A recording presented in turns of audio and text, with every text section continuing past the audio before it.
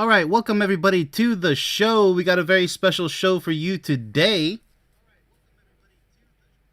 And it looks like we are good to go, so let's go ahead and, without further ado, get straight into it. All right, so Coach Ben here. Today we have a completely new type of show starring fellow fitness YouTuber Coach Greg Doucette, who I've been watching for years because he's always working hard helping others in various ways. So, without me even mentioning it, be sure to go subscribe to his channel and see what he has because it's very exciting, something different every day. Lots of uploads, very exciting. All right, so he recently did a video, well, a little bit, not too long ago, and it was titled about high value women.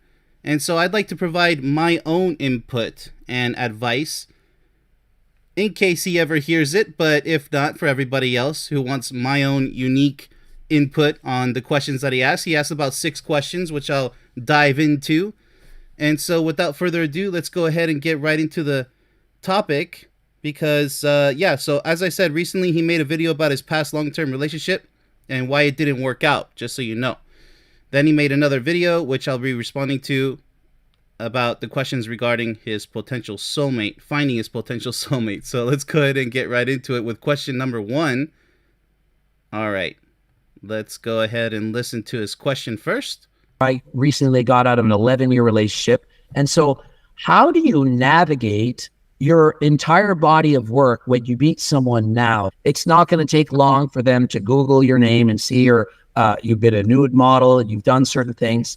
And how do you navigate that? I know for myself, you type my name in, it's like steroid sales guy. He was arrested as a criminal record. And so you have your past all out there in the open. People make fun of you. They use it to hurt you. I get it every single day. You're a bad person because what you did 12 years ago.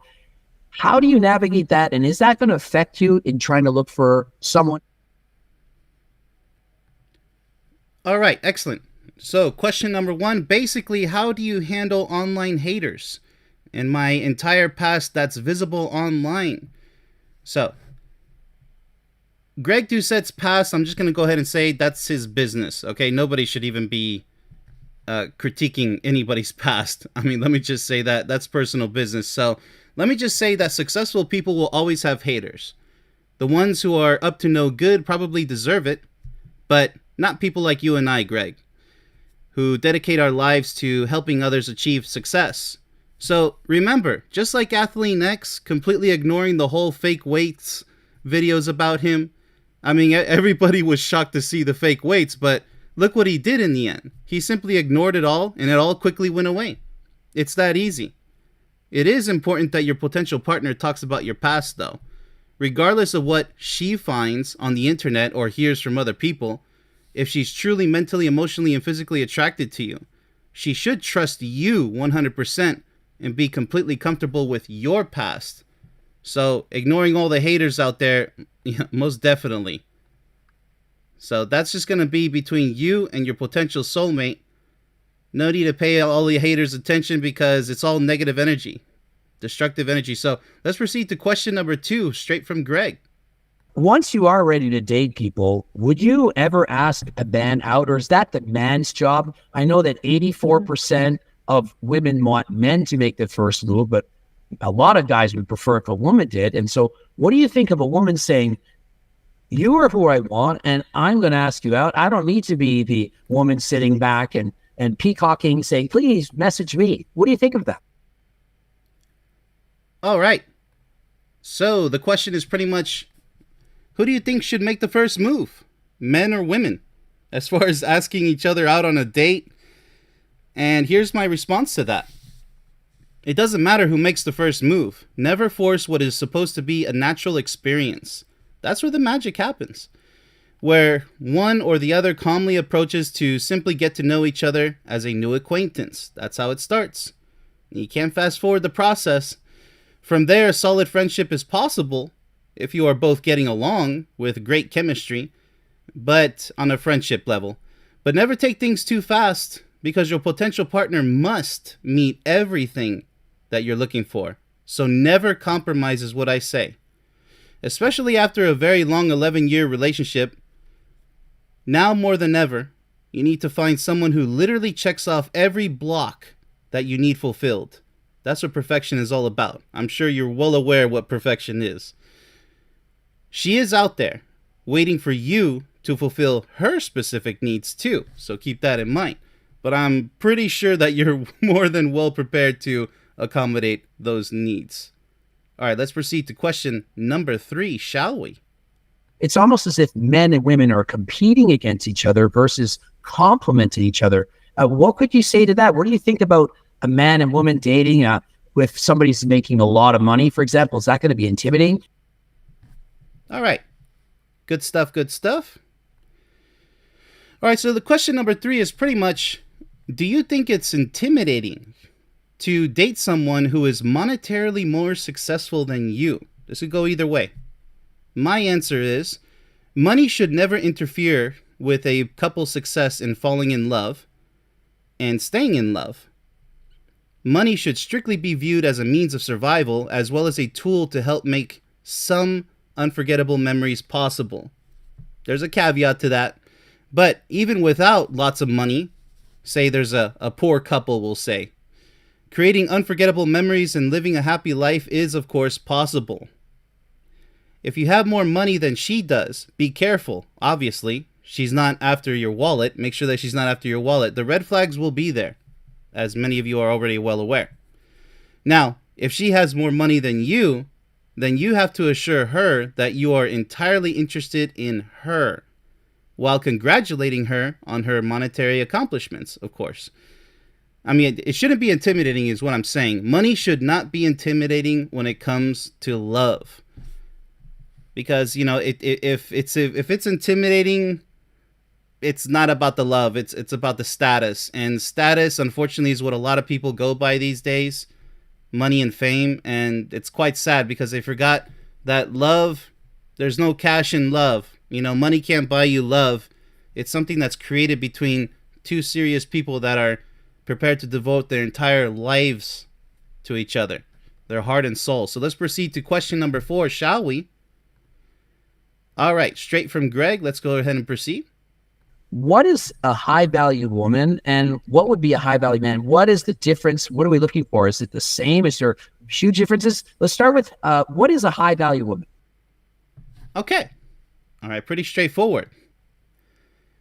All right, so the question is pretty much, what is a high-value woman? What is a high-value man? A high-value woman is a real woman who is passionate, loving, caring, grateful, giving, comfortable to be with, wants to be your fantasy in the bedroom, fulfilling your deepest sexual desires, and treats you like a king. Plain and simple. Now, a high-value man is a real man that is and does everything I just said. Works both ways. Treating her like a queen. Both partners must be at their absolute best in a lifelong relationship each and every single day. That's what perfection is all about. Now, you'll both have your low energy or sick days, of course. Perhaps moments of melancholy where being your absolute best isn't possible. The point is to always remain optimistic, supportive, understanding, and fully committed to each other. All right, so that's my answer. Let's go ahead and move on to question number 5, shall we? Straight from Greg, Coach Greg. What do you think about female hypergamy? Do you think that women are always trying to look for the best, the next best guy that they can get, the best of the best? All right, plain and simple. So, do you think that women are looking for the best man possible? Now, it's pretty much referring to money, power, and fame because this is unfortunately what hypergamy is all about. So here's my answer. Hypergamy sounds like the old days. It reminds me of it. With arranged marriages, which some countries still do to this day, ensuring that their daughter is systematically married to a wealthy man to supposedly be able to afford to build a family in the future. You guys heard the spiel before. I'm against arranged marriage, of course, because I believe in freedom to choose who you could possibly love forever.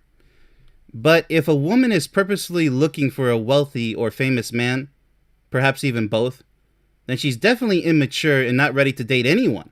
That's what I call a gold digger, obviously. People would agree with me. Now, if she's looking for a man who exudes mental, physical, and emotional power, that's a different story. If she's looking for muscles, intelligence, or wisdom in a potential partner, that's fantastic.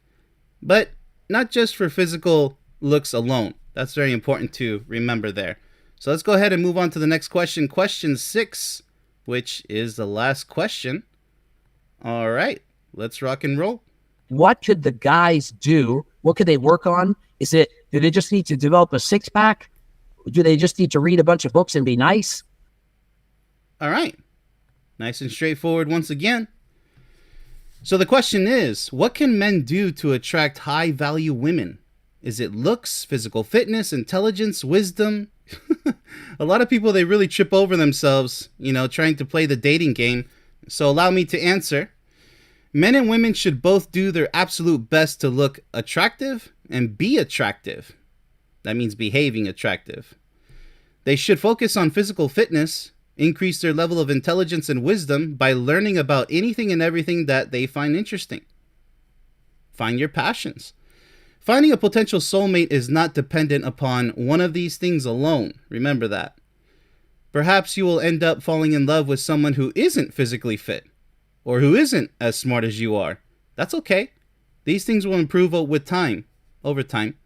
What truly matters is one's personality. Indeed, they do have to be kind, respectful, considerate, responsible, enthusiastic, positive, and devoted to their potential soulmate, and prepared to give it their all on a daily basis. That's 100% high value right there. Anything else is not about love. As far as the supposed high value, high maintenance, no. Love is not about the bank. Got it? Okay, so let's go ahead and move on here. Okay, what do we have? I don't think I have a closing image here, but let's go ahead and see. Right. Okay, so here's what Greg has to say about the losers out there. Let me go ahead and play that right quick. Why date the losers? You can literally filter it out to the top guys that would actually care for you. Okay. That's awesome. All right, there we go. There's my image back there. Okay, so that's absolutely correct, Coach Greg. Only date someone who you believe strongly cares about you. Avoid all the losers who don't care about the topic of love. That's what I always say. Because that's a clear red flag right there. If they are scared about talking about the topic of love, men or women, that's a huge red flag right there. Okay. Or who don't know exactly what they want. That's a big one. A lot of people just goofing around, fooling around. They don't even know what they want. Know thyself. Get to know yourself and exactly what you're looking for. Don't settle for less, because the best is out there, and you have to be prepared to bring the best as well. Okay, so there's other people who are out only to use women. That's the last most horrible part. So, yeah. So that's all I got for this one as far as my answers. And thank you so much for watching. Thank you all for tuning in. I enjoyed creating and presenting this stream. Hopefully Coach Greg, grabs a copy of my ebook or 1-hour video course if he's interested. If not, that's okay. I know he'll enjoy one or both masterpieces 100% though. So much love to everybody. And remember, you better get your exercise on. If you need any help in that department, tune into Coach Greg. That's an order. All right. Have a good one, everyone.